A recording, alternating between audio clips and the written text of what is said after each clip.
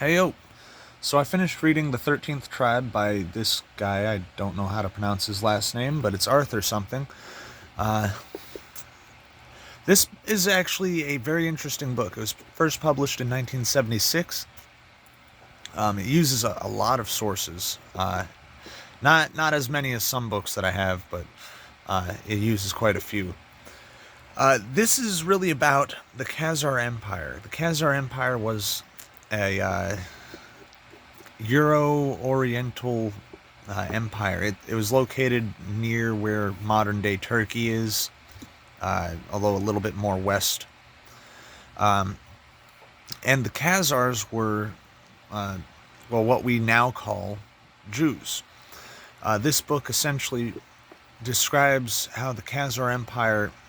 Uh, it describes the history of them as they were pagan, and then how they became Jewish, and then how that affected them afterwards. And then it describes how the empire was dissolved, and then it describes how the Khazars actually spread throughout Europe.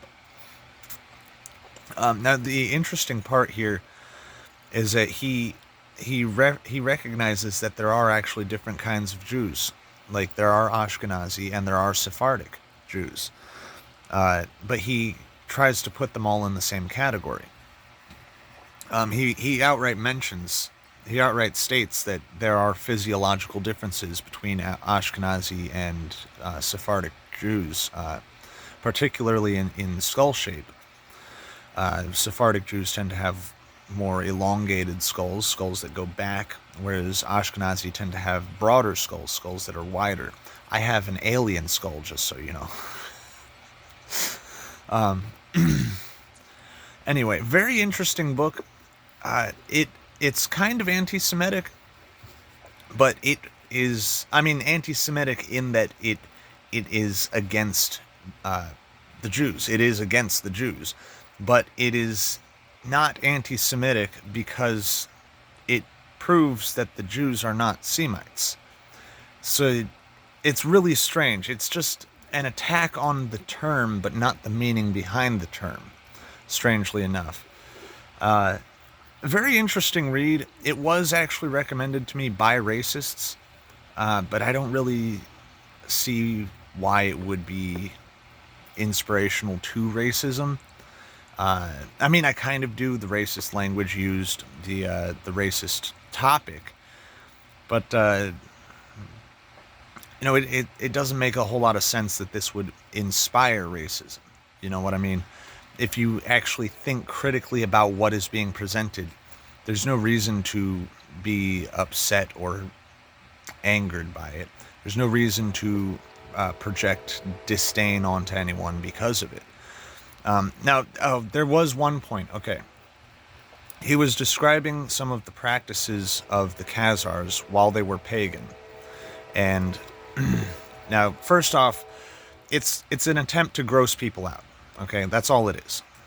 It's an attempt to gross people out because he says, they took this bowl of water, and first thing in the morning, they wash their face in it, and then they rinse their mouth in it, and then they spit.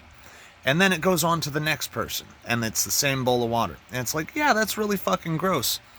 But if you think about things with an actual mind for history, you're like, oh, all kinds of crazy shit was done in the past. Just because we are grossed out by it now does not mean that they had the same viewpoint that we do now.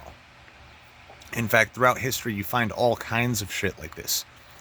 You find all kinds of ridiculous, what we consider to be gross practices, and they were considered normal, even in Europe, even in like your ancestry, whoever you are, whatever your ancestry is, black, white, Indian, Hispanic, Native American, anything, Asian, you've got gross history. Okay, doesn't matter who you are, you have something really disgusting in your past, in your ancestors' past.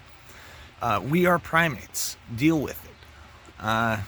Anyway, very interesting read.